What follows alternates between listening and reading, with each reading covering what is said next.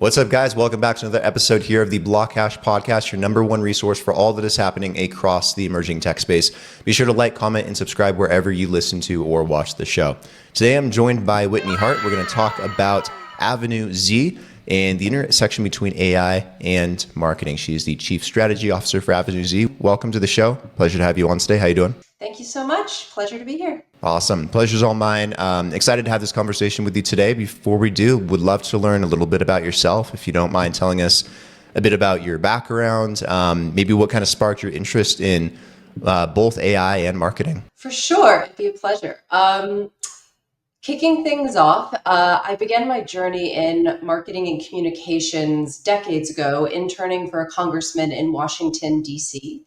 At the time, I was really keen on politics, both U.S. politics and international politics. And ultimately, my work there wound up really focusing in the communications department, working on press releases, as well as authoring and co-authoring literature for the congressman to prepare him for his meetings. And so from that, I wound up working at an experiential marketing agency called Jack Morton Worldwide in their New York office. And following a year and a half there, I wound up at a public relations agency that they were closely partnered with called Weber Shandwick in their London office. And ultimately then life brought me to Mexico City. So I wound up working at Edelman in their Mexico City office, another PR agency.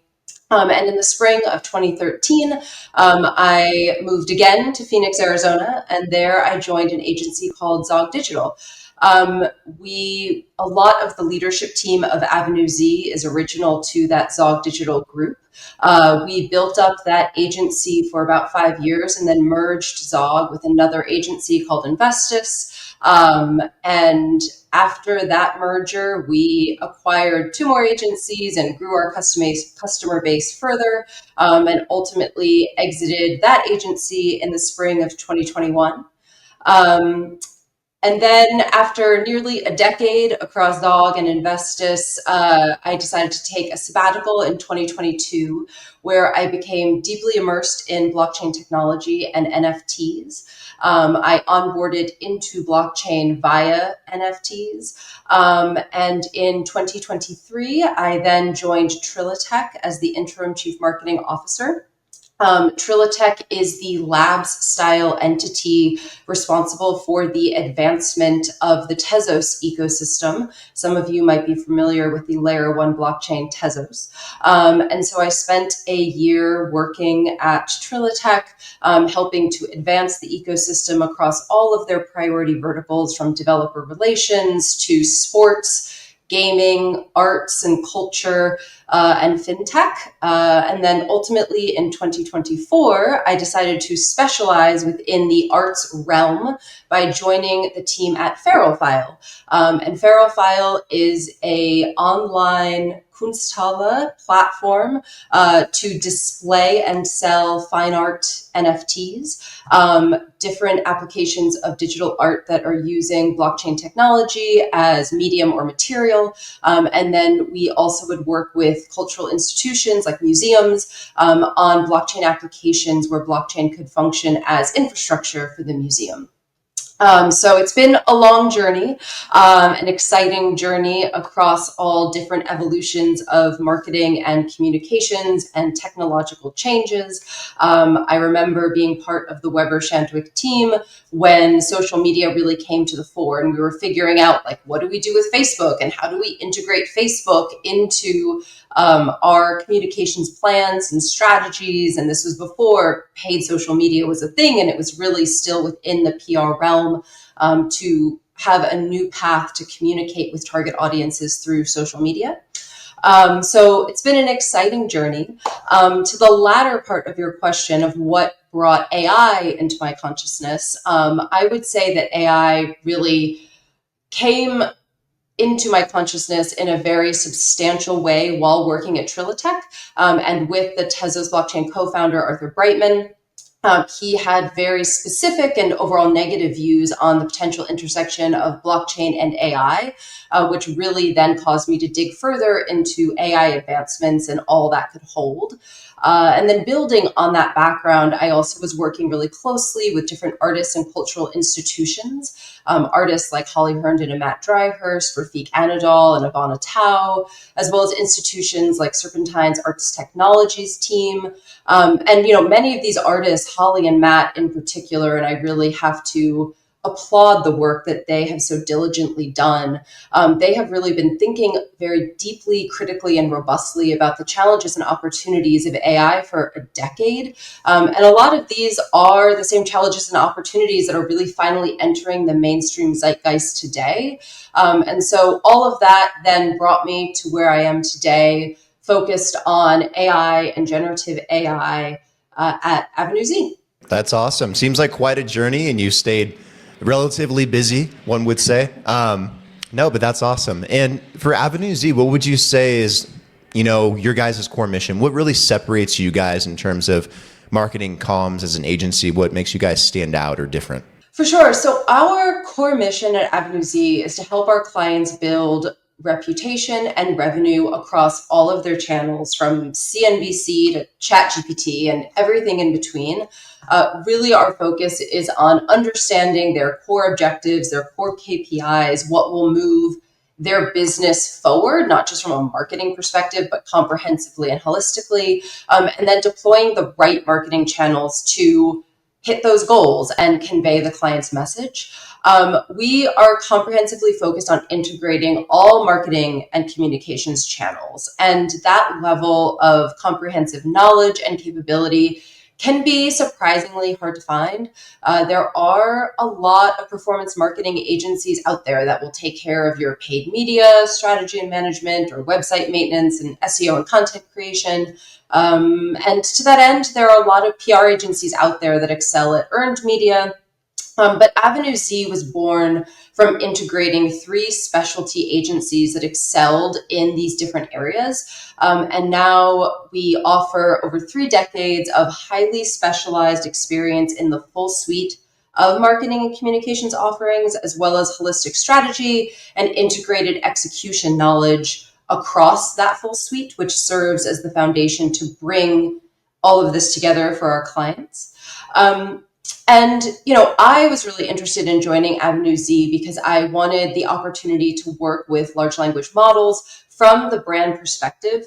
I wanted to be hands-on with how user behavior was changing with the rise of generative AI from a really practical standpoint, and in turn, watch how generative AI was changing and morphing over time in response to consumer usage and societal expectations. And of course, in all of that is the rapidly evolving legal framework that is hemming in what those changes can be and will be. So Avenue Z gave me that opportunity to use this knowledge and interest in emerging technology, in user behavior, with real world client applications, and ultimately to work with a group of people that I've worked with before across SOG Digital and Investis Digital, a group of people I really deeply respect and really enjoy working with from a day-to-day basis. Nice. That's exciting. That AI is a very interesting industry now. It's been around kind of like for 3 years, 2 years, and it's just exploded onto the scene ever since the first version of ChatGPT came out. Now it's like everyone wants to touch it. Everyone wants to use it.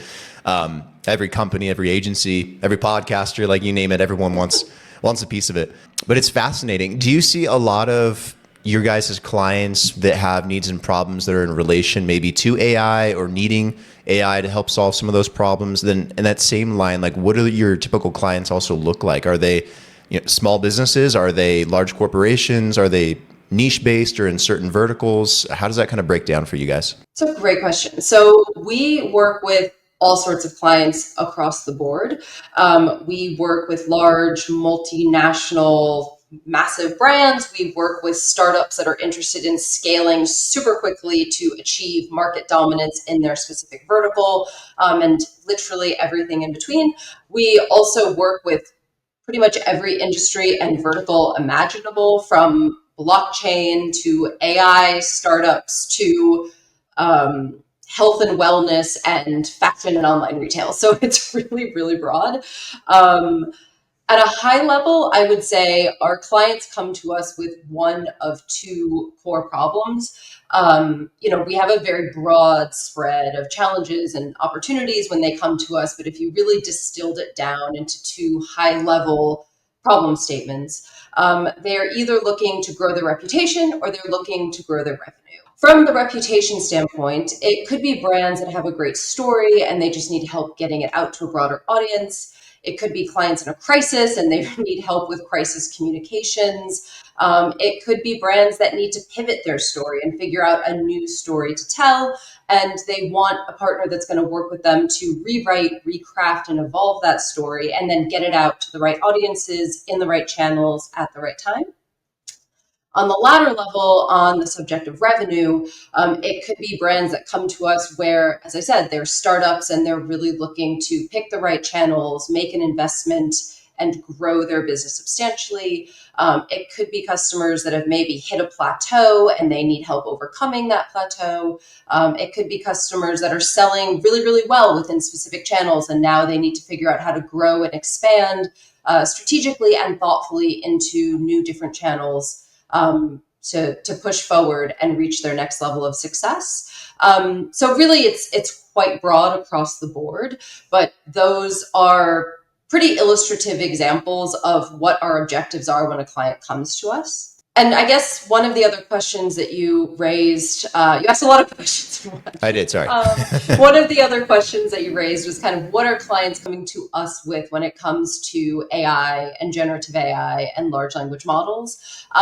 There are, I would say, two sides of this equation.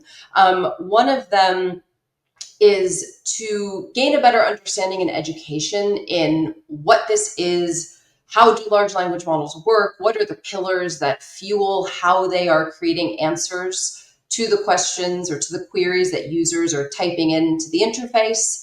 And then ultimately from that, generally the question becomes, okay, how do we craft a plan that will enable us to influence what these large language models are telling users? And how do we push that forward?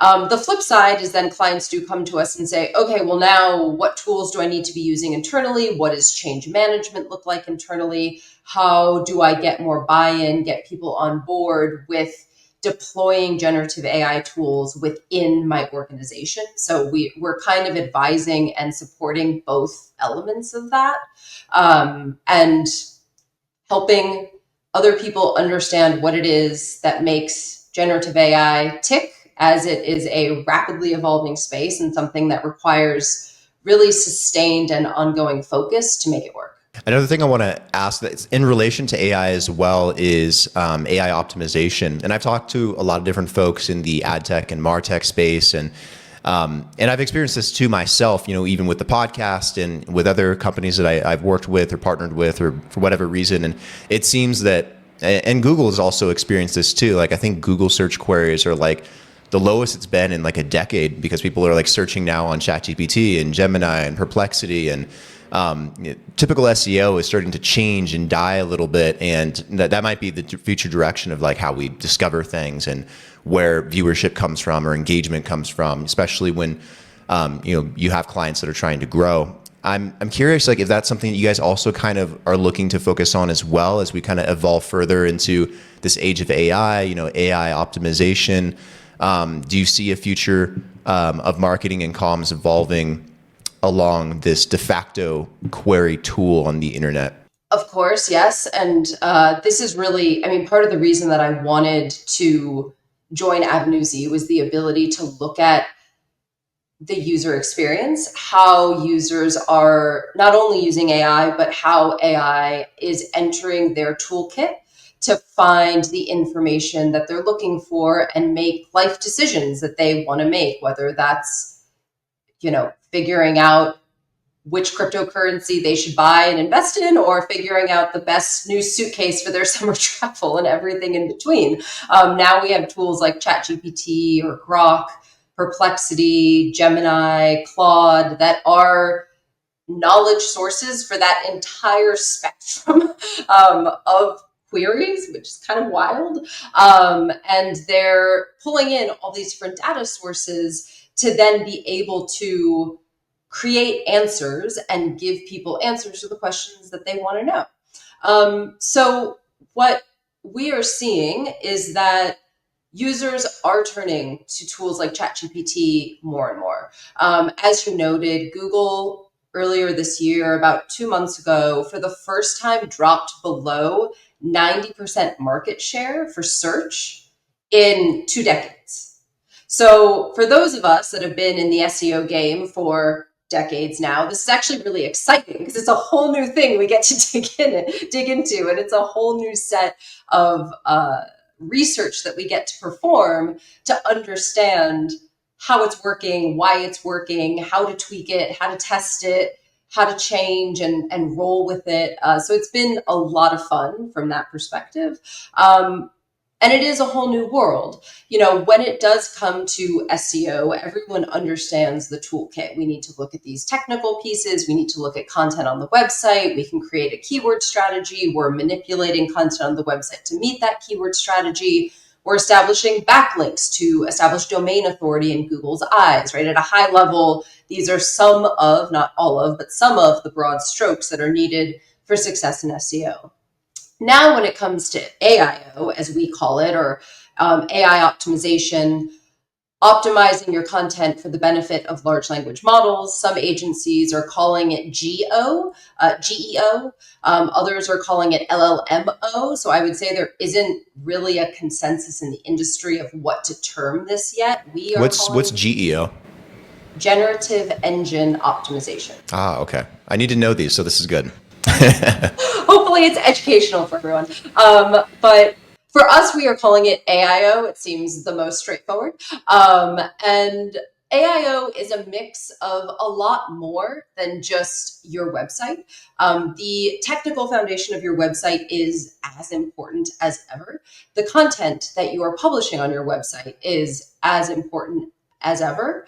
Having an ongoing content publishing plan to meet the evolving needs of user queries, which are much more diverse and much more long tail than we've ever seen in Google.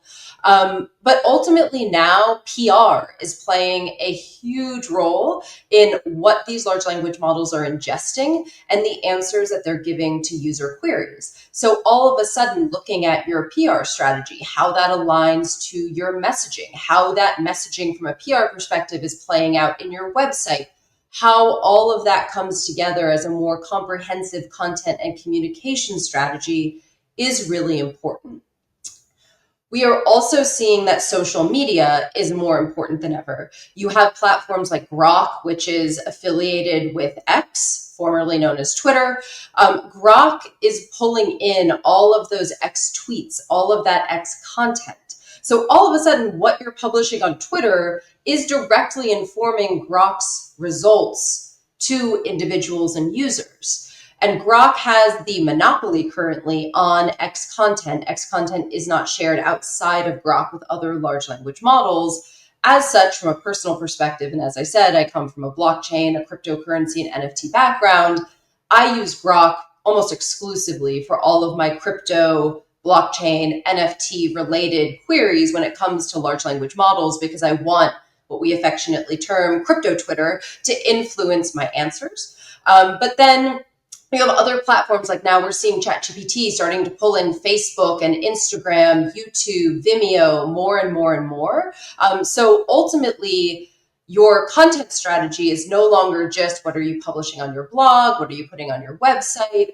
All of a sudden, it's just what are you posting on social media day in and day out, because that's influencing what these large language models are going to say about you to those users. And those users could be someone like me looking to shop for a new dishwasher. It could be a journalist doing research about the best dishwashers out there, and using the large language model to be able to better query and better understand comparative feature sets, right? As opposed to what most people are accustomed to using on a dishwasher manufacturer's website or a Best Buy or something like this, to be able to compare and contrast in those grids. And you need to be able to decipher what all of these acronyms mean, and it's baffling. Mhm. If you can't tell, I just had to buy a new dishwasher. So I used Perplexity and ChatGPT to help me pick a new dishwasher. There you go. And so this is where I can ask ChatGPT or Perplexity, hey, what does this stand for? What does this mean? Compare these two, put this in a real world scenario, right? And it's so much more useful than these really mystifying comparison tables that can be so hard to parse through. So this is where you start talking about content strategies and communication strategies, and you need to think so much more broadly than just your website. It's all of a sudden every piece of content that exists that is related to your brand, from social to PR to content you put on Best Buy, Target, or Walmart. All of this is now pulled in to this massive content ecosystem that you really need to consider. What is that saying, and how is that reflecting on your brand to be able to serve your user needs? Yeah, it's wild. I've actually seen huge spikes because for my website, I use Wix. I'm not very technical when it comes to like building out websites. So I try to keep it as straightforward as possible for my own sake.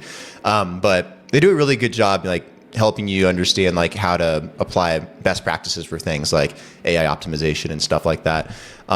And they have like a whole like stats like dashboard. They'll show you metrics and like where traffic is coming from, different pages and stuff like that. And it's wild to me because I now, at least according to Wix, most of my search traffic comes through AI searches now, through Perplexity, through ChatGPT, through Gemini.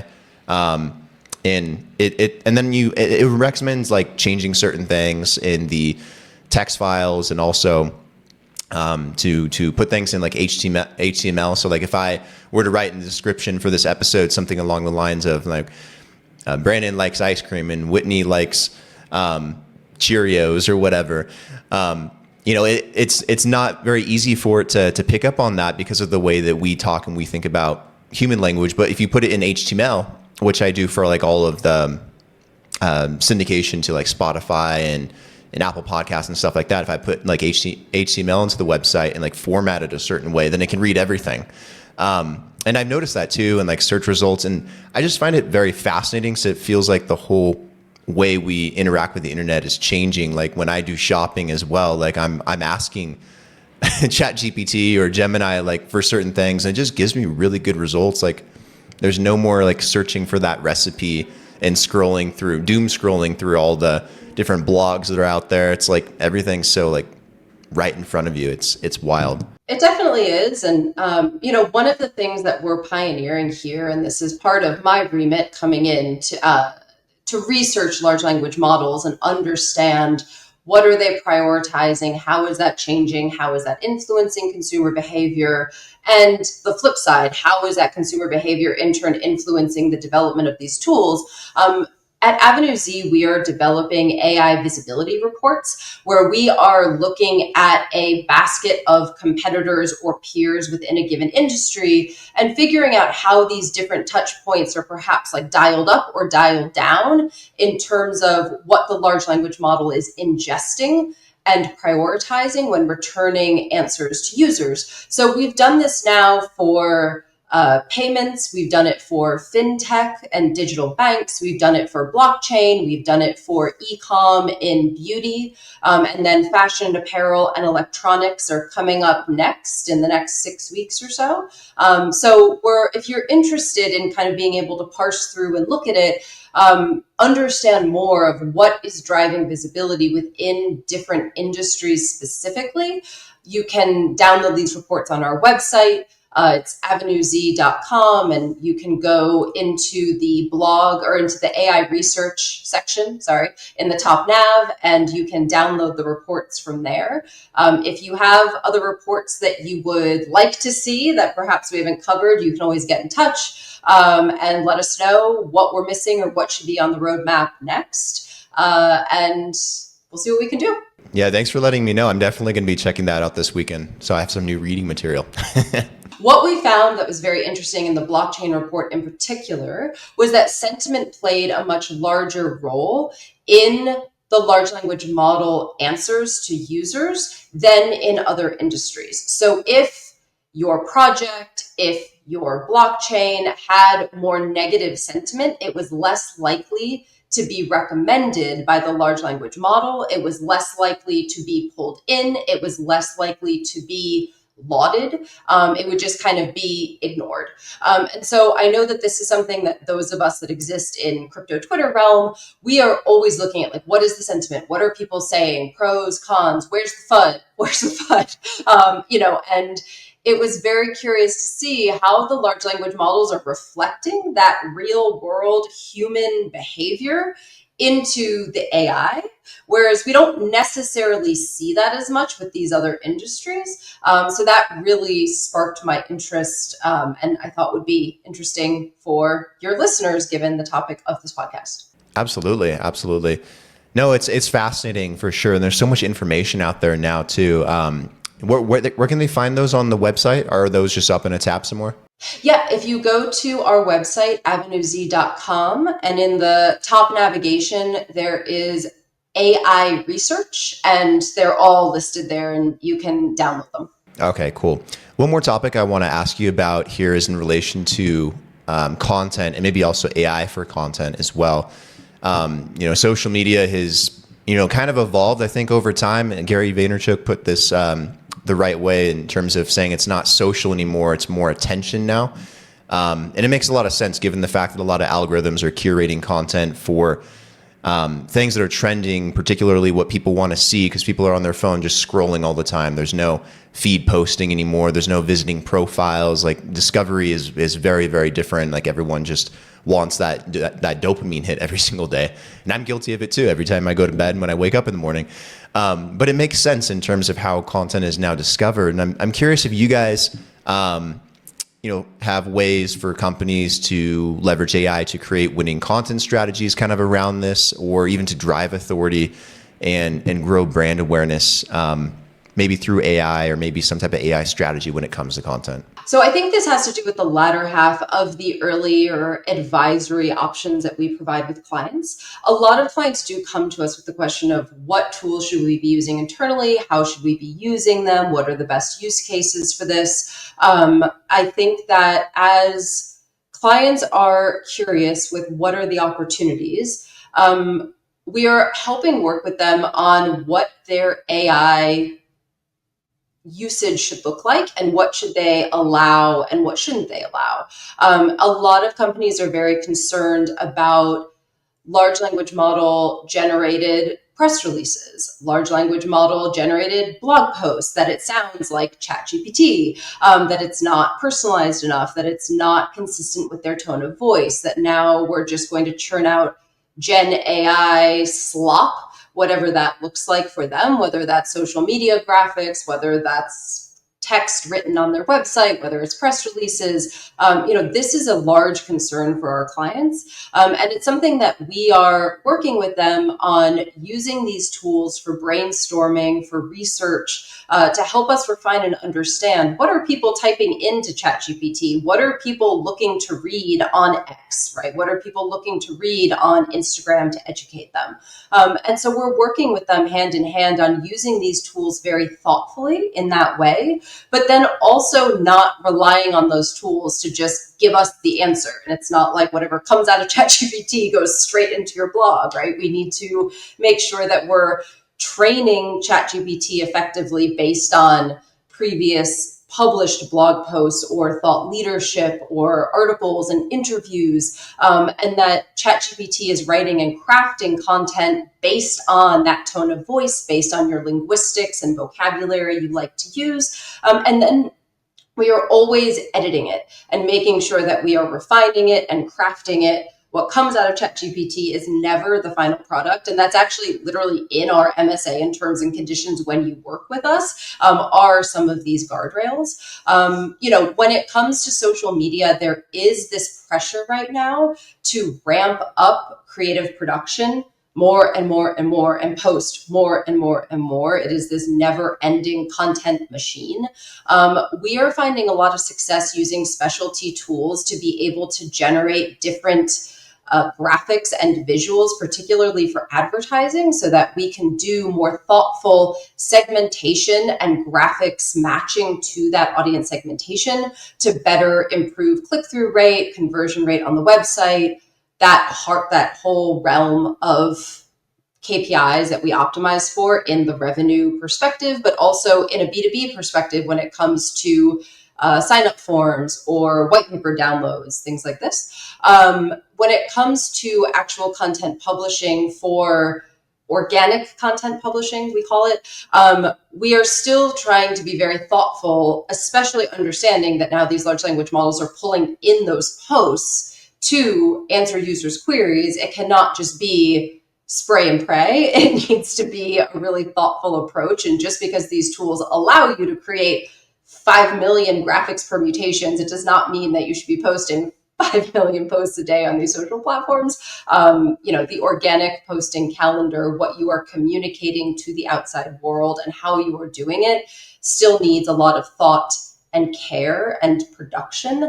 And generative AI, whether it's for words or for graphics, can get you 80% of the way there and can get you 80% of the way there 80 times faster than you used to be able to do, let's say, a year ago.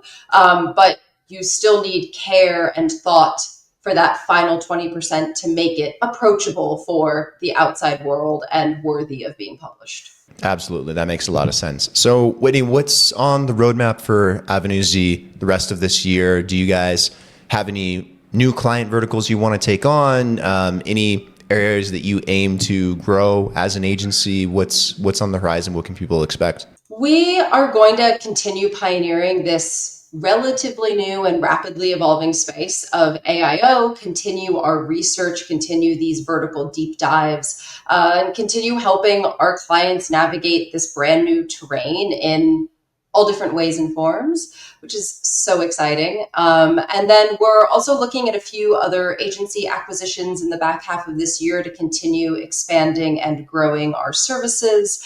And ultimately, I would highly recommend that listeners that are interested check out the visibility reports that I mentioned before, where we are ranking the top 100 brands across these different verticals. FinTech in particular could be very interesting to listeners, looking at AI visibility across the top 100 FinTech brands in particular, who is doing well and how they are doing it is what you will learn. As I mentioned, we published the blockchain one a few weeks ago as well, which I think could be really interesting to your listeners. So go check them out. Awesome. And then where can people go to learn more about Avenue Z? Just the website? Do you guys have a blog? I think you mentioned maybe that earlier. Do you guys have your own socials? Where should people go? We have all the things. AvenueZ.com, our website, is probably the best place to dive in. Off of that, in the top navigation, you can find the AI visibility reports. You can find a link to the blog as well. You can follow us on LinkedIn. We publish a lot of thought leadership there.